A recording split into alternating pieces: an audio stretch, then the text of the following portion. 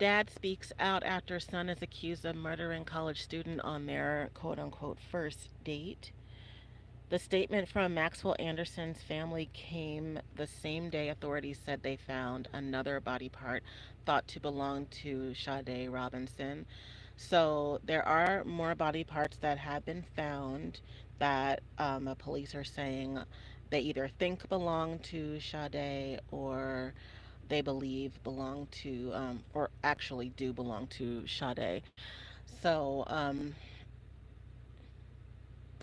as troubling as this case is, I'm gonna try to update some things on it as it comes. It's actually not really something I want to talk about, but I think some things need to be said based on some of the comments that I got, as well as some of the news that continues to roll out. So, the father of a man accused of killing and dismembering a Wisconsin college student, released a statement on Thursday expressing his family's shock at the woman's death. Quote, on behalf of myself and my family, I would like to express our deepest sympathy and heartfelt condolences to the family and loved ones of Sade Robinson, unquote. Stephen Anderson wrote in a statement released by his son's attorney, adding that his family was shocked and devastated by Robinson's senseless death. Anderson's son, Maxwell Anderson, 31, was charged on Friday with murder and mutilating a corpse in connection with the death of Sade Carlina Robinson, a 19-year-old Milwaukee area technical college student. Body parts believed to be Robinson's have been found scattered across the Milwaukee area over the past month.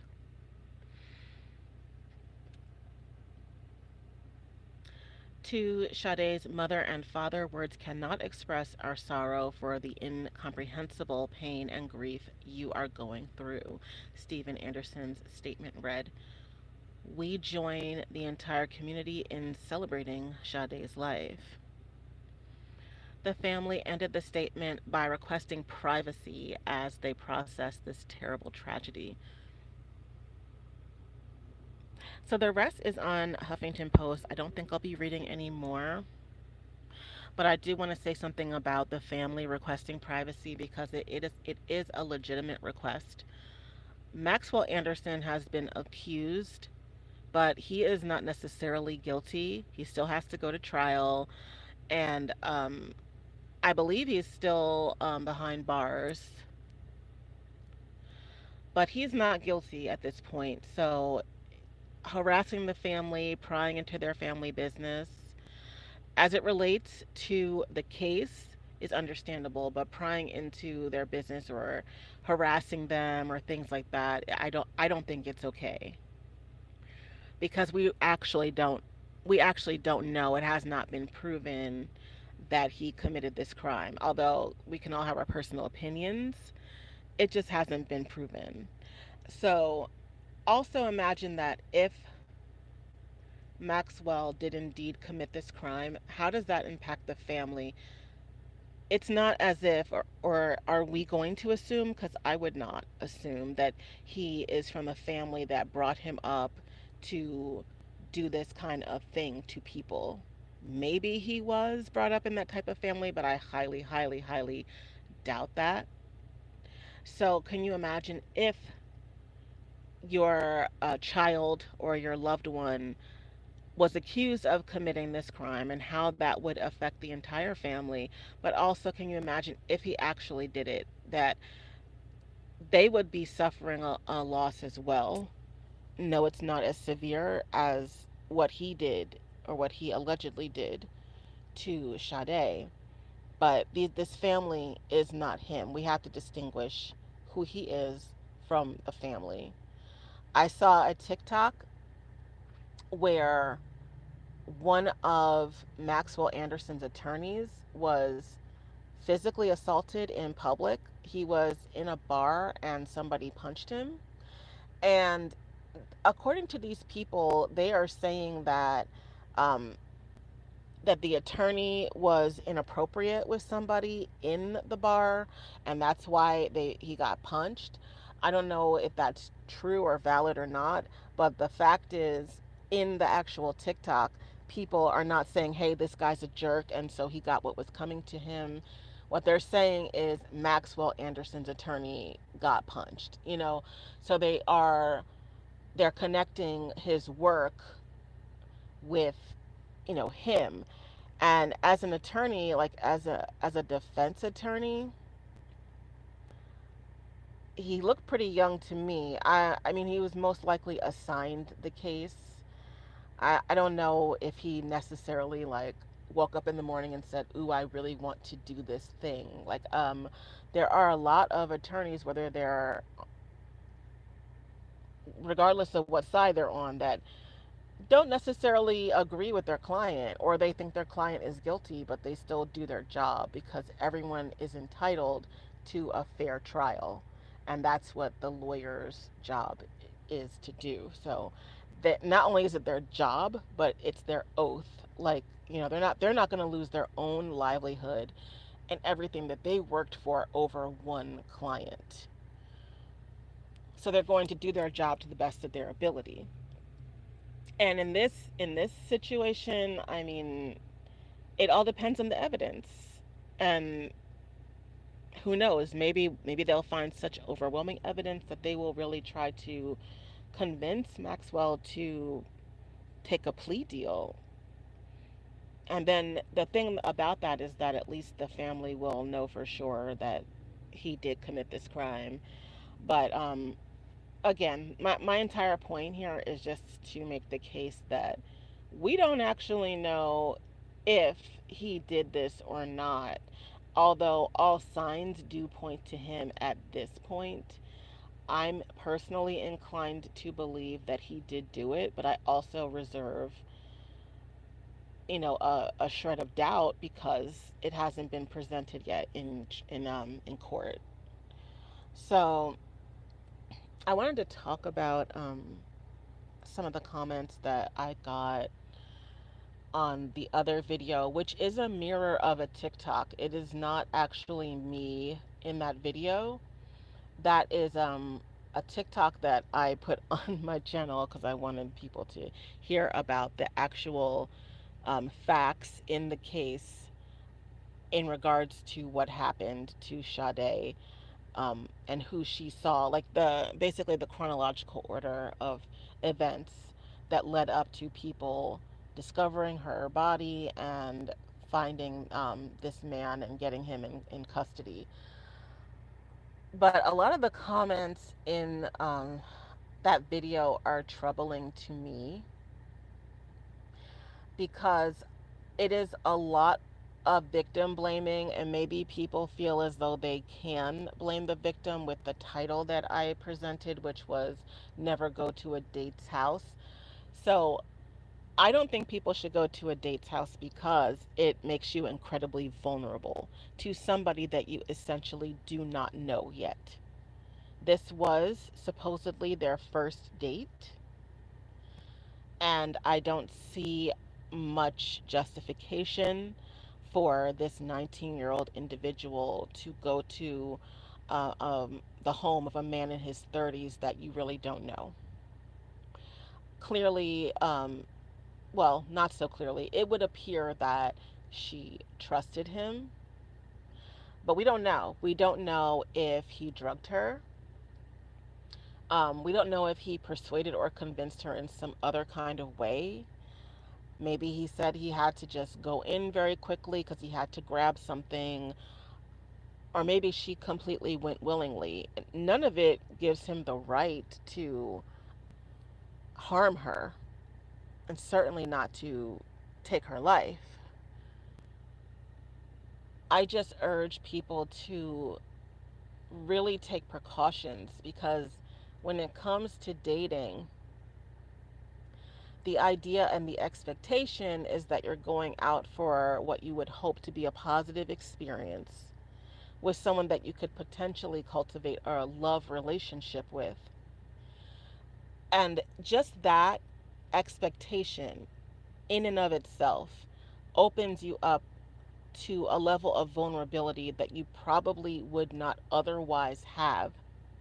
When you really strip everything down, this is a person that you do not know inviting you into their home. And once you're in their home, you are in their territory. Not only that, but you have now officially gone to the second location. So if you were somebody that was being abducted, apprehended, if somebody was a predator, most likely they have to take you from the place where you're originally at to a second location. The place where you're originally at is not the place where they're trying to do whatever it is that they've planned to do to you. So they have to scheme and convince you in some way, shape, or form to get to the next location. And there are some situations where people get drugged, and they wake up in the second location. They don't even know how they got there. But in many, many other situations, people are in some ways convinced to go willingly to this second location.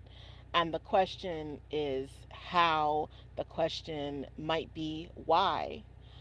And rather than anybody get themselves into those situations, I'd rather just say, don't ever go to a date's house. You just don't know them. I'm not judging. I have done this many times. I think the reason why this story, and it is so tragic, and my deepest condolences to the family, and I feel absolutely horrible for this young woman and what she had to endure. And I really hope that wherever she now is, because I do believe in an afterlife personally, I believe in that. Wherever she is, I hope that she can appreciate those of us who do want to offer a bit of a cautionary tale to others so that people can learn from this tragedy so that it doesn't have to happen to anybody else.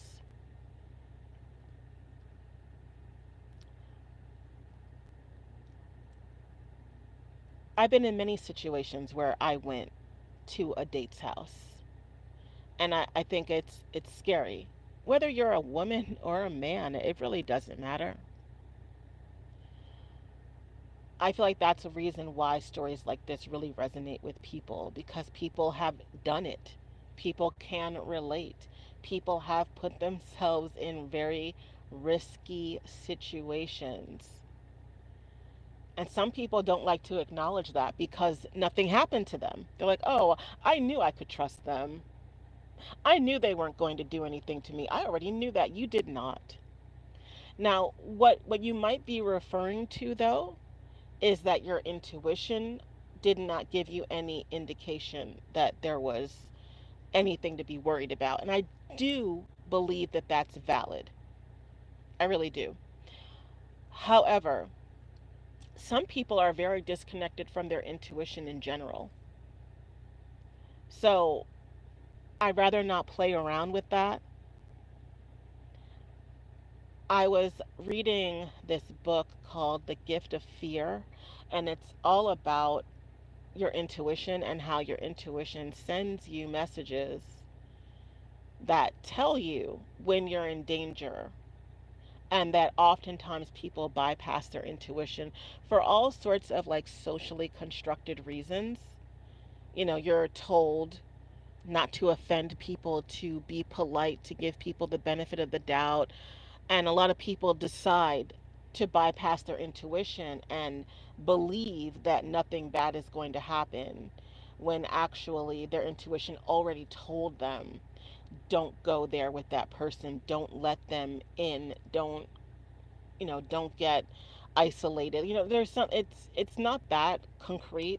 So the reason I'm talking about this is because I saw a video where this woman was saying that she read the same book, and she was wondering, because she suffers from anxiety, She was wondering how could someone distinguish the difference between anxiety and intuition? Because your anxiety will deliver intrusive, paranoid type of thoughts almost all the time. So if you're getting those kind of signals from your brain, how do you then distinguish between your intuition and your anxiety? Because a lot of people who are working on um, overcoming anxiety, often with the assistance of a therapist, they're taught these types of methods and how they can kind of bypass the anxiety or ignore the anxiety, because it is just anxiety. It's not actually real. So I can understand why that might be confusing. So I want to clear that up if I can. And I'm by no means like a therapist, I'm not an expert, but I do have a little bit of experience with both intuition as well as anxiety. So, intuition is not the same as worrying. Intuition is a very calming sensation. It is a very quiet inner knowing. It's almost like an urge, not like a threatening, panicked, um, worrying, kind of needling, menacing type of threat. It's not as elaborate as to create elaborate stories of, oh, this is going to happen and then it's going to lead to this and that's going to lead to this and then you're going to end up here and then it's not like that. It's just a very quiet understanding, and it typically is something you feel in your gut. And it's more like no, don't, go, stay, run, something like that. It's very simple, and it's almost like an urge. It feels like an urge. I've told this story before, but I'll tell it here, about this time where I was driving with a friend of mine.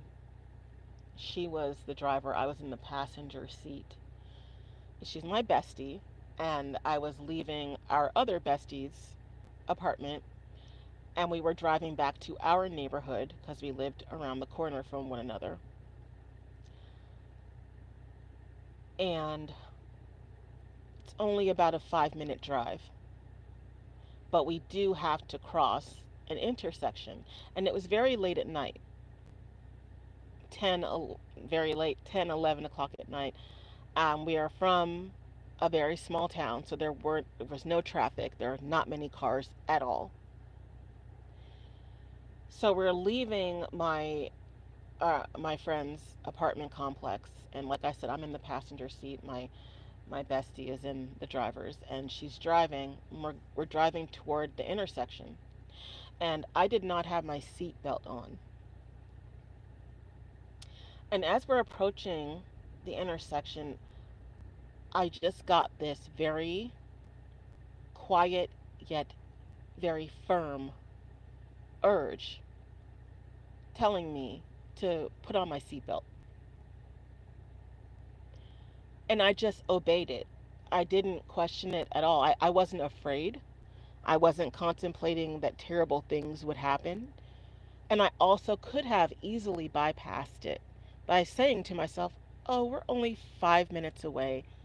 Nobody's on the road. We've driven this route hundreds of times. But I didn't.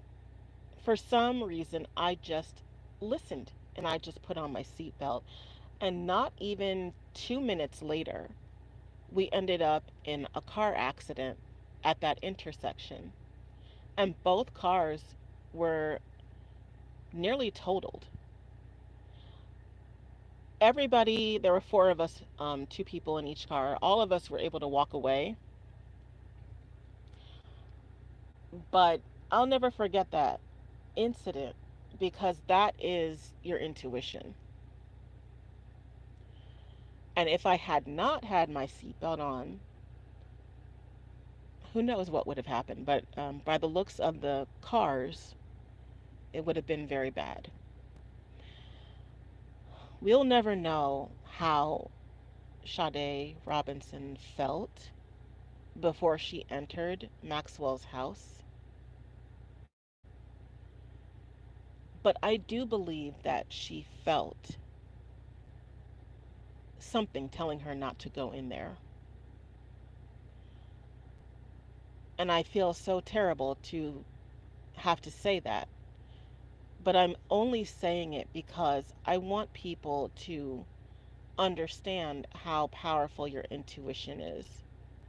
I saw a lot of people in the comments saying that the man looks insane, he looks deranged, he looks demonic, he doesn't look right. I agree with you that the pictures that we see, he definitely looks troubled. I don't think he looked like that on the date. And I also have to say that I don't think that people look any particular way when it comes to their ability to commit crimes. Somebody left a comment that I loved. Literally, I hearted it. And it was about Ted Bundy and how he was considered handsome and charming and all of these things. And he did the most horrific things to people. He is one of the most notorious serial killers of our time. And somebody replied to the comment and said he was not handsome. And this is why we don't want to talk about somebody's looks, because attraction is an innate reaction and it's individual and it's completely subjective. Who one person considers good looking, somebody else could easily consider creepy. And that's just the way it is. Are we going to argue back and forth about whether or not Ted Bundy was attractive? Are we going to argue back and forth about Maxwell Anderson's appearance? I think it's completely unnecessary. At the end of the day, she did not know him and he invited her into his home.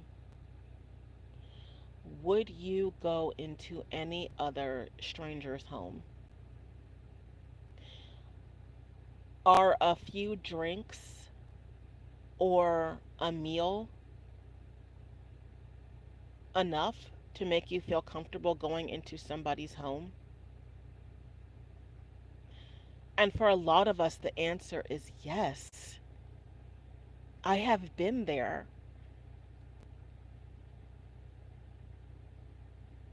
And I just don't want anybody to end up in these type of situations by being too trusting. We could say, well, my intuition didn't tell me anything was wrong. And I think that I do think it's valid, I really do. But I still think people should be more careful because this is your life. There are people who love you. There are people who want to see you the next day. So, moving on to other comments about race, because the comments were crazy. And I believe they'll continue to be crazy. The race does not matter.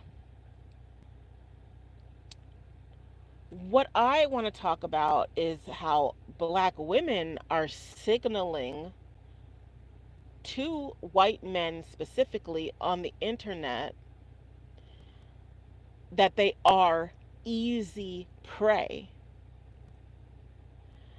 This beautiful young lady apparently texted Maxwell saying that she wanted seafood.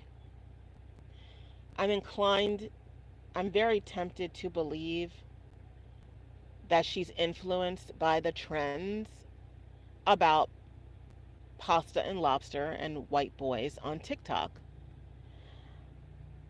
And I'm only saying that because of her age and because A lot of the people, the young people of that particular generation, are so motivated by social media trends. And I have to say, no matter what, a predator is going to prey. And if they feel as though they have some sort of intel that will make it easier for them to do the things they want to do, then they will use it. But this is not about making black women afraid to date white men, because just as surely as Maxwell Anderson, who is the alleged killer, is a white man who took this African American woman on a date and then allegedly murdered her and dismembered her body. She also has Caucasian, white friends of hers from the pizza shop that she worked at who are currently helping with the search to recover her body parts. And I think that people need to acknowledge that. This girl, if you really look into her, because she does have friends and other loved ones who have put, pictures and videos excuse me, of her up on social media. If you look into her, you'll see that she was somebody that embraced all people. So I don't really want to make this about him being a white man as if white men are the only ones that are prone to doing any harm to an individual. I just I'm just not going to go that direction with it. But I will say that these young black women on social media are making it very easy for a white man with bad intentions to consider them a target. And so please be careful with the things that you post and the propaganda that you put out there, because that really could have potentially harmed this young woman. Until I hear otherwise, I don't know if I'll ever think differently. I don't know. I think I'll always cling to the theory that she was influenced by those trends, and that really hurts to think about. And I really hope that she wasn't. I would like to be wrong, but even if I'm wrong about her, I do believe there are other people being influenced by those trends too.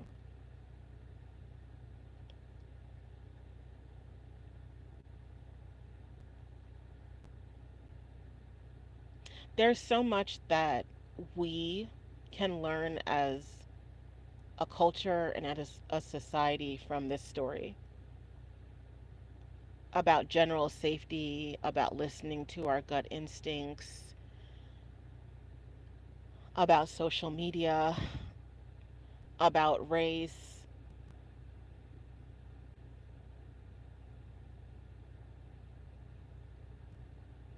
I really want to be sensitive to the family, but I also want people to learn from this story as well.